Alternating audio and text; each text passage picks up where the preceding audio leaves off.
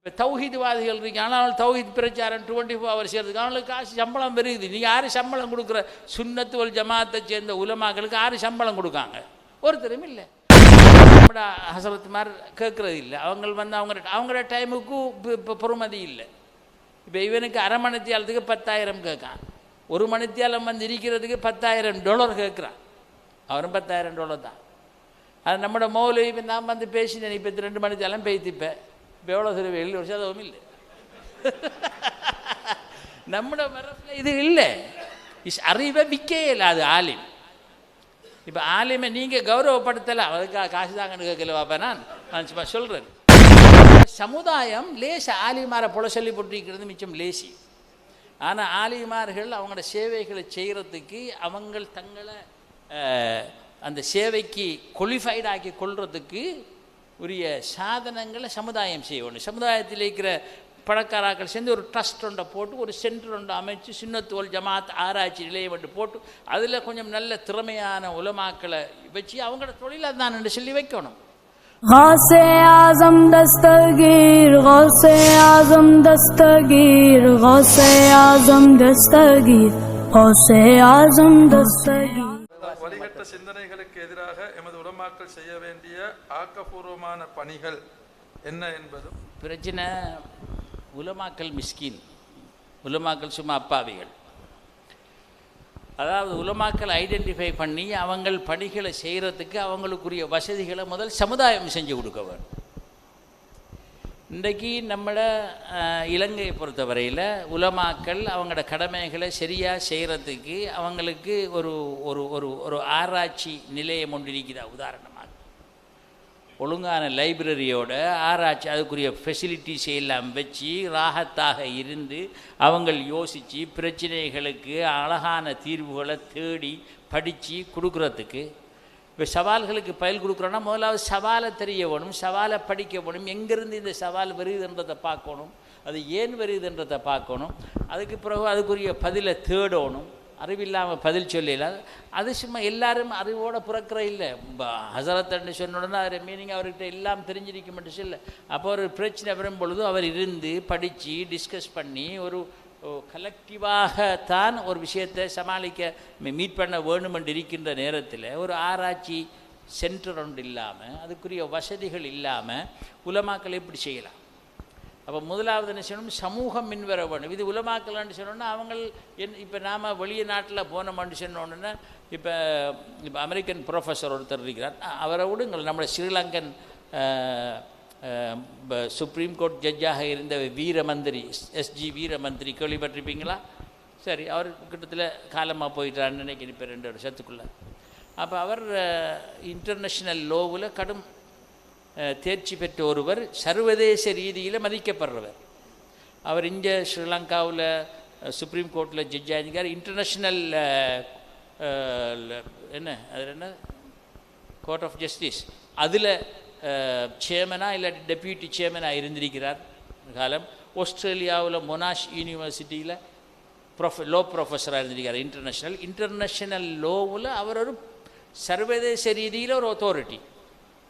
Okay, அவரோட பேரில் ஒரு அவார்ட் கூட இன்டர்நேஷ்னல் அவார்டு உண்டு, அவரோட வீரமந்திரி அவார்டுன்னு சொல்லி. அவ்வளோக்கு அவங்கள வெஸ்டர்ன் உலகத்தில் மதிக்கிறாங்க. அப்போ நாங்கள் எங்களோட யூனிவர்சிட்டியில், இது ஒரு ப்ராக்டிக்கல் எக்ஸாம்பிள் உங்களுக்கு சொல்கிறேன். எங்களோட யூனிவர்சிட்டியில் இன்டர்நேஷ்னல் லோவுக்கு முஸ்லீம்கள் செய்த contribution. ஏன்னா வீரமந்திரி கூட அவர் ஒருத்தர், அவர் சொல்லியிருக்கிறார் என்னென்னு சொன்ன உடனே, அதாவது இந்த இன்டர்நேஷ்னல் லோ என்ற சாமானம் இந்த உலகத்திலே முதல் அதை பற்றி கதைச்சாக்கள் முஸ்லீம்கள் என்று இந்த வீரமந்திரி அவர் சொல்வார். அவர் முஸ்லீம் அல்ல, அடுத்து இன்டர்நேஷ்னல் லோ எக்ஸ்பர்ட். அப்போ எங்களோட யூனிவர்சிட்டியில் ஒரு செமினார் ஒன்று வச்சோம் இதை பற்றி. இந்த முஸ்லீம் லோ, இன்டர்நேஷ்னல் லோவில் முஸ்லீம்களோட contribution. அப்போ நான் தான் எங்களோட யூனிவர்சிட்டிக்கு ப்ரொப்போஸ் பண்ணினேன், எங்களோட இந்த மனுஷன் வீரமந்திரி, அதில் அத்தாரிட்டி, அப்போ அந்த ஆளை கூப்பிடுவோம் இதை பேசுகிறதுக்கு. அப்போ சொன்னாங்களா, அப்போ நீ தான் கூப்பிடுண்டாங்க. அப்போ நான் இங்கே சில விலைக்கு அவரோட தொடர்பில்லை, அவன் ஆக்களை கண்டக்ட் பண்ணி அவரோட நம்பரை எடுத்து, அப்போ ஒரு டிப்ளமேட் ஒருத்தரை வாசித்தாவாக யூஸ் பண்ணி அவர் வசீலாவோட இப்படி ஒரு ஆள் உங்களோ கோல் பண்ணுவாரண்டு அவருக்கு சொல்ல வச்சு போட்டு நான் கோல் எடுத்தேன். அப்போ அவரோட வைஃப் தூக்கினான். அவரோட வைஃப் சொன்னார், அப்போ அவர் கொஞ்சம் ஆக்களோடு இருக்கிறார், கொஞ்சம் சுணங்கி எடுங்கன்னு சொல்லி. அப்போ கொஞ்சம் சொன்னா எவ்வளோ நேரம் என்று கேட்டேன்னு ஒரு 15 மினிட்ஸுக்கு பிறகு எடுங்கன்னு சொன்னான். அவள் 15 மினிட்ஸுக்கு பிறகு எடுத்தேன். 15 மினிட்ஸுக்கு பிறகு எடுத்து இப்படி தான் நாங்கள் ஒரு இதொன்று செய்கிறோம். இப்போ நீங்கள் இதில் பெரிய ஒத்தாரிட்டி, அப்போ 4-5 பேர் வருவாங்க உலகத்திலிருந்து. ஆனால் நீங்கள் அதில் எங்களுக்கு மிக முக்கியமான ஒரு ஆள். எனவே எங்களுக்கு 3 நாளைக்கு நீங்கள் வாங்க, எங்களுக்கு கான்ஃபரன்ஸ் நீங்கள் ஒரு நாளைக்கு வந்தாலும் போதும். உங்களுக்கு 3 நாள்ண்டா வாரத்துக்கு ஒரு நாள், போகிறதுக்கு ஒரு நாள், அந்த செமினாருக்கு ஒரு நாள், அதில் ஒரு நாள் நீங்கள் எங்களுக்கு அரை மணி நேரத்துக்கு உங்களோட இதை சொல்லிப்பட்டு போனால் போதும் என்று சொன்னோன்னா, அப்போ நாங்கள் பெரிய மனுஷன் தானே, அந்த காசை பற்றி கதைக்கல. அவருக்கு பேசுறதுக்கு சில நேரம் ஆக்கள் காசு இருப்பாங்க. யூரோப்பியன்ஸ் அமெரிக்கன்ஸ்னால் அவங்க காசை பற்றி தான் முதல்ல அவங்களுக்கு கதைக்கணும். அப்போ நாம் கீழைத்தைய நாடுகளில் நம்மளோட கல்ச்சர்கள் வேறு. அப்போ நாங்கள் இப்போ அவரே வழியை கேட்டால் அப்போ எனக்கு எவ்வளோ தெரிவியலைன்னு சொல்லி, அப்போ நாங்கள் சின்ன வளமையாக நாங்கள் எங்கள்கிட்ட இருக்கிற காசுக்கு ஒரு ஆளுக்கு $3000 கொடுப்போம். உங்களுக்கு நாங்கள் $3000 தரலாம். விளைஞ்சோ உங்களுக்கு ஃபஸ்ட் கிளாஸ் டிக்கெட் தருவோம். அடுத்தது உங்களுக்கு 5 ஸ்டார் ஹோட்டலில் இருப்பாட்டுவோம். $3000 கொடுப்போம்னு சொன்னோம். அவர் சிலர் இன்றைக்கி வாரன்னு சொன்னால் $10,000 தரணுமெண்டா. நாங்கள் சொன்னோம் எங்கிட்ட பட்ஜெட் 3000 தான் ஒரு அளவு கொடுக்கலாம். இதுக்கு மேலதிகமாக போடுறேன்னு சொன்னால் அது பெரிய அப்ரூவல் சாமானமெல்லாம் எடுக்கணும். எனவே அதை பார்க்கலாம். நான் ப்ராமிஸ் பண்ண மாட்டேன். ஆனால் $3000 அது ஓகே. ஆனால் அதுக்கு மேலே எவ்வளோ தெரியலுமான்னு சொல்லி பார்ப்போம்.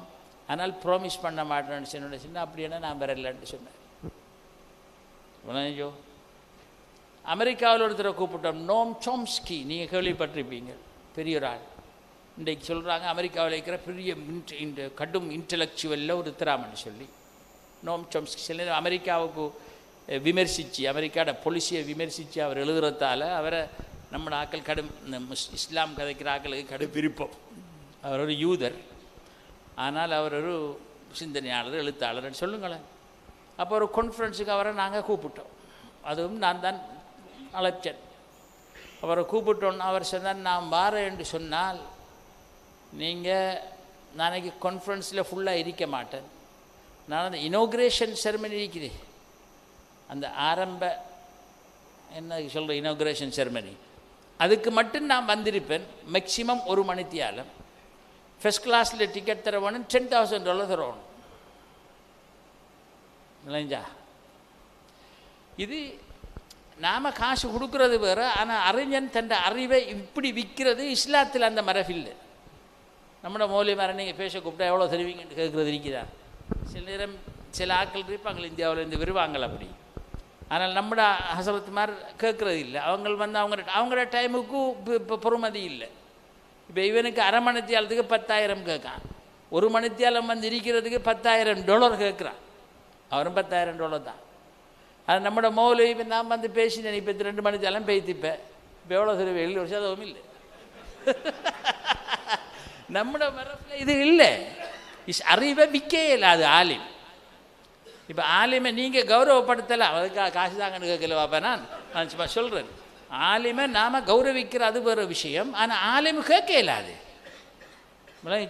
இப்போ ஆலிமு கிட்ட நாம் பதிலை எதிர்பார்க்குறோம்னு அந்த ஆலிம் இருந்து படிக்கணும், ஒரு லைப்ரரி வேணும் அவருக்கு. அப்போ அவரோட பொருளை புட்டி தொழில் எல்லாம் இருக்கா.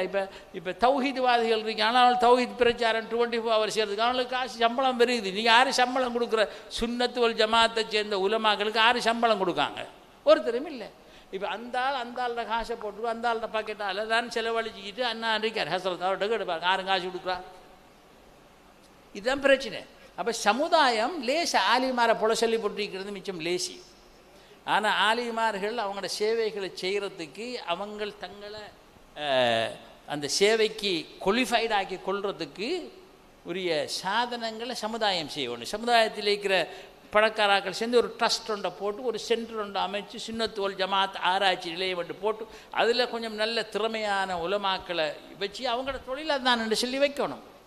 உங்களுக்கு தெரியுமா, ஜெர்மனியில் குர்ஆனை பற்றி, குர்ஆனை புலையண்டு சொல்லி நிறுவுறதுக்காக ஒரு ஆராய்ச்சி நிலையம் ஏற்படுத்தி அதுக்கு 25 வருஷத்துக்கான செலவுகள் எல்லாத்தையும் ஒரு பெரிய ஒரு வக்ஃபாக போட்டு வச்சுக்கிறாங்க. ஜெர்மனியில் நான் முஸ்லீம்ஸ் இப்படி வேலை செய்கிறாங்க. அது மாதிரி இப்போ இது சமுதாயத்துடைய விஷயம். மார்க்கத்தை சரியான இதை காப்பாற்ற வேணும்னால் நம்மளோட உலமாக்களுக்கு நாம் ஹெல்ப் பண்ண வேணும். அவங்களுக்கு ஒரு ஒழுங்கான சென்டர் இருக்கணும், அது அட்ராக்டிவாக இருக்கணும். மற்ற இஸ்லாத்துக்கு மாறான இல்லாட்டி வேறு எதிரான கருத்துக்கள் சொல்கிறாங்க. இப்போ செக்யூலர் ஆக்கள் ஒரு ரிசர்ச் சென்டர் இருப்பாங்க. எப்படி நம்மளோட ஒழுங்கான கதிரை வைக்கணும் அது இருக்கிறதுக்கு.